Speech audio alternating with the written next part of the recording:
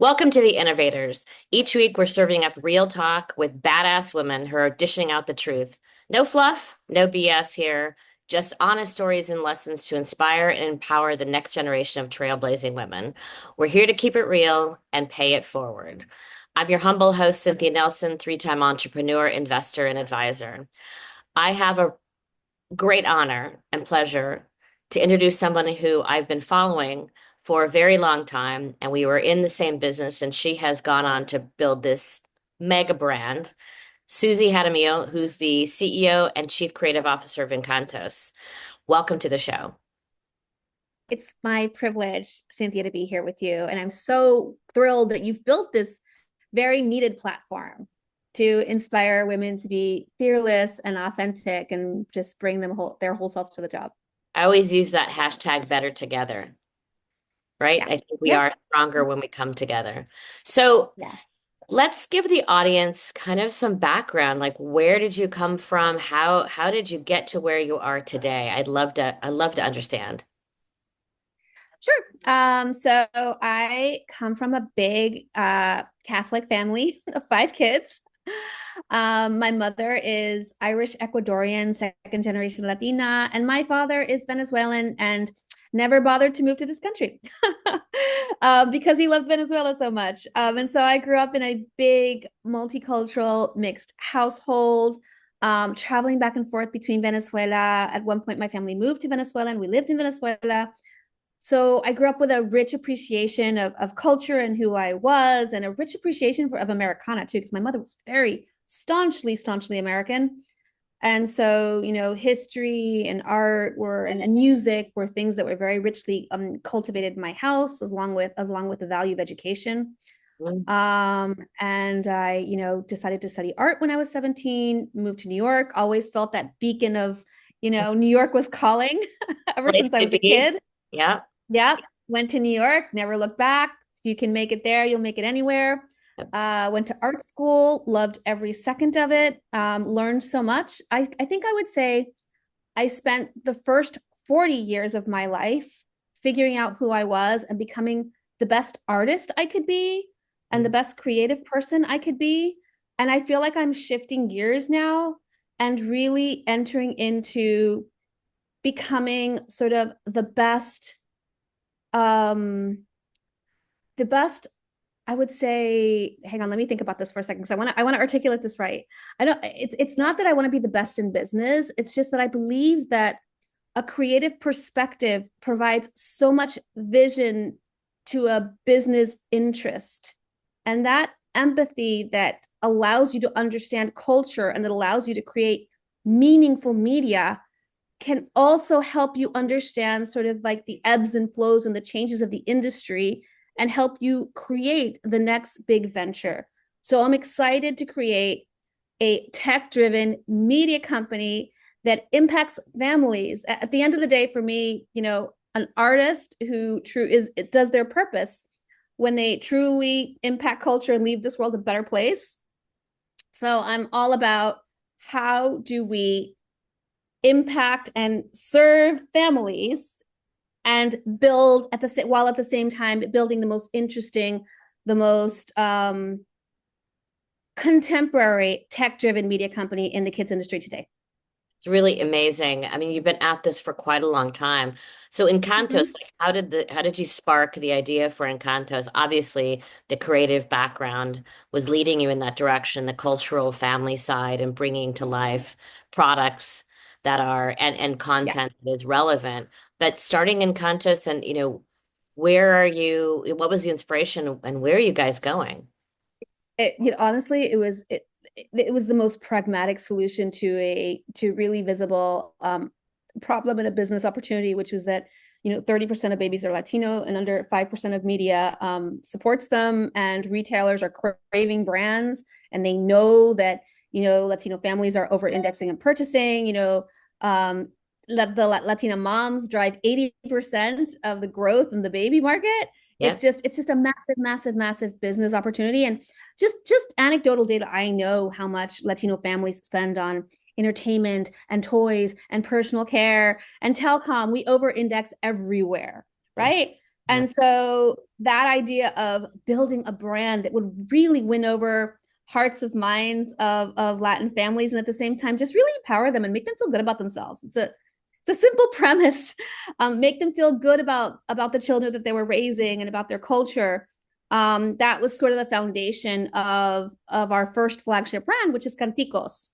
And so when I joined forces with my co-founder, Stephen Wolf, also tremendous sort of like visionary in terms of what could be done in this market, we decided to really go for the low-hanging fruit, which was this really hungry audience who were looking for content and brands and product that reflected who they were and who have so much spending power in this country. I mean, it's like $5 trillion or something. If it was like a country GDP, it would be the fifth largest GDP in the world, Yep. right? Yep. So there's this huge purchasing power, and it's going to go to the same places who don't really try very hard to get it Right. unless you give them better options. So I'm all for better options for a market that I think really deserves it, that's driving this economy. So inside Conticos, tell the audience what you have because there's a lot to talk about. Yeah, so Canticos is a beautiful franchise brand inspired by Latino nursery rhymes that will help your child become bilingual and kindergarten ready in English and Spanish. So we have a wonderful a YouTube channel with hundreds and hundreds of videos that you and your child will enjoy. We have a subscription app where you can sort of be free of the internet and have access to all of our wonderful digital books and music and videos and interactive games. Again, all designed to help a child learn while they play, right? In addition to that, we've got 4 albums of music. We have over 30 books in market in Wow, that's great. libraries across the country. Yeah, traditional board books, but we also have sound books in market, right? And then this year, we're very excited that we're coming out with Toonies, which are these little radio things that have a toy on top so that you can listen sort of like to the radio. Your child can choose to put their music on. We also have puzzles. I forgot to mention our puzzles and our games, which are really popular. And last but not least, we are so thrilled to announce that this year we are busting out the plushies. And that's been a huge demand from our fan base. Like, where are the plushies? I want my chickies. So we're really thrilled that we have a great new partner in Teddy Mountain to help us bring super soft plushies to market that we think are going to make mommies and babies really happy, and daddies And too. daddies too. Yeah. It's amazing because that even one of those areas is a big, production, Mhm. right? Even Yeah. one doing all Mhm. those, and it's been since what, 2015, 16? You've been working So we launched our first book in 2016, and we 2016. launched yeah, and it was a book that was a famous nursery rhyme that was adapted and illustrated by myself. And we launched it in sort of a breakthrough new format, which was an accordion book on one side English and one side Spanish, so that parents could enjoy this wonderful bilingual experience, one language at a time. And we also launched an app at the same time, a bilingual learning app of with the book. And we also put out a beautiful sing along video, which very quickly garnered 23 million views within the year. And that kind of like lit fire under everything. Yeah, the spark that became the big fire, I can imagine. Yeah. Um, Mm-hmm. over the course of this time and your lifetime too, what are kind of the most valuable piece of advice that you've been given? And did you have mentors? So I'd like to revisit the I'd like to recalibrate the word mentor, Yep. because I feel like the word mentor has so often is seen as like one older Yoda type person gives you advice that you follow, and that's how you learn. You must seek out this sage older person Right, right. that will give you all you need to learn. And I'm going to say I did have such a sage when I was in college. And since then, I have sought to learn from whoever is next to me. And so I have a solid belief of be your own Yoda, Mhm. and you should see the world as your mentor, and you can learn from those young and old. And I've learned so much from clients. I've learned from business partners. Mhm. I've learned from employees. I learned from my, 16-year-old son and my 13-year-old daughter, right? I truly, truly believe that it's important to take in knowledge from anyone who you respect. Yeah. And mentorship goes both ways, Yeah. right? They learn from me, I learn from them. So I would love to credit like, specific folks as my mentors, but I'm gonna broaden it out and say I have a hard policy of learning from whoever is next to me, It's awesome. whether it's what to do or what not to do. No, and I'm sure from the families that you service, there's lots of data coming from them and inspiration and things maybe you hadn't thought of before that become Time, part of the process. Um, all the time. Yeah. so as far as, believing in kind of the product and what you guys have been doing, what have been the challenges in actually getting it to market? We have a gatekeeper challenge, really. That's probably our biggest challenge. Hmm. Um, we when we go direct to consumer, we do well. And so which is why our video platform has almost like organically taken off. Yeah. Right. And we have a direct to consumer e-commerce platform that kind of almost, it almost runs itself in the sense that it just keeps growing organically little by little. Right. And at the same time, we have so many lines of business so that we're actively growing. And so when we think of, oh, how do we turbocharge growth, right? How do Right. we Right. create a step change function? Is it by, doing a longer form, Cantico's show that will just increase our upper funnel awareness so tremendously, right? So there's a challenge where, okay, now it's like the gatekeepers of the world who will look at us and say, "Oh, you're small in Latin, therefore you're not global," which Right. is a sort of funny, odd thing that Crazy. happens Yeah. that where people think that Latin isn't global. And I wish I could bring Shakira with me to those meetings I know or, exactly. and be like, "What do you mean Latin isn't global?" The second But most spoken language in the world, by the way. Yeah. Yeah.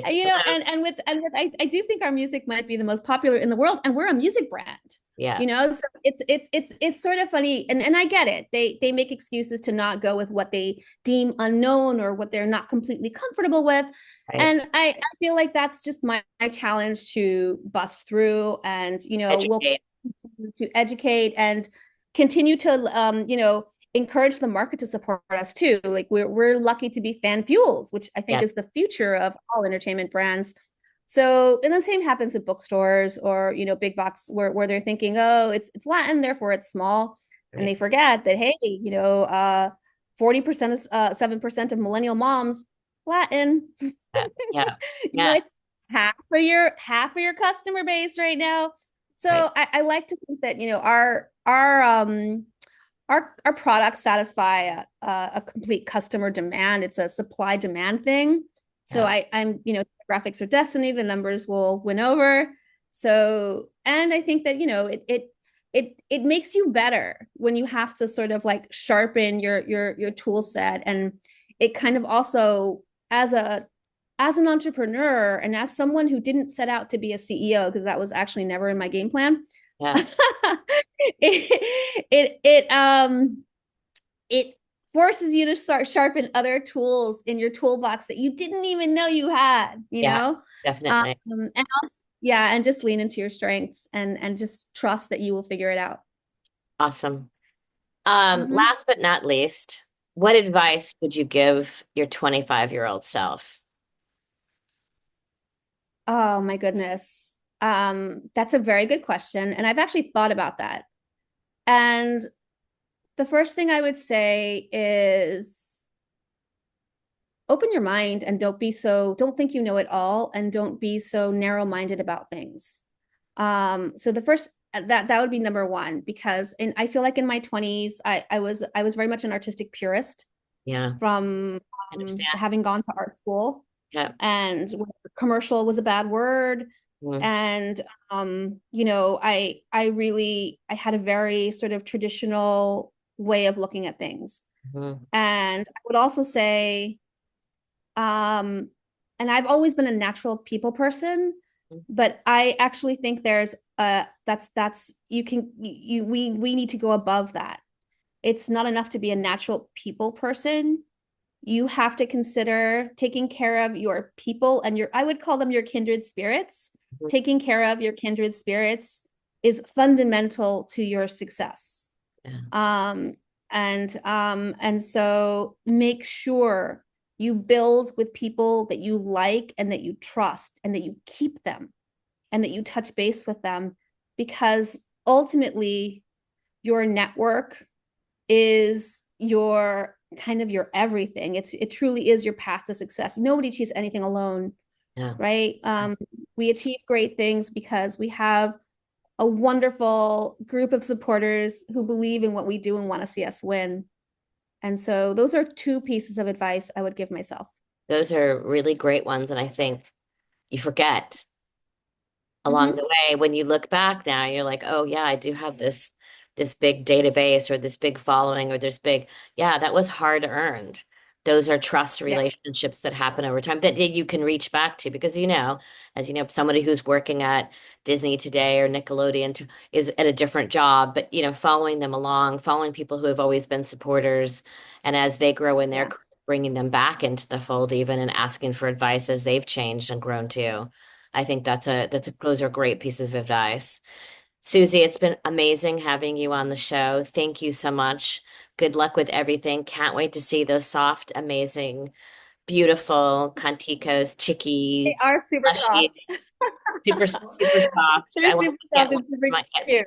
I know, I can't wait. Thank you so much, Susie. Thank you for having me. It's really been a pleasure. Of course.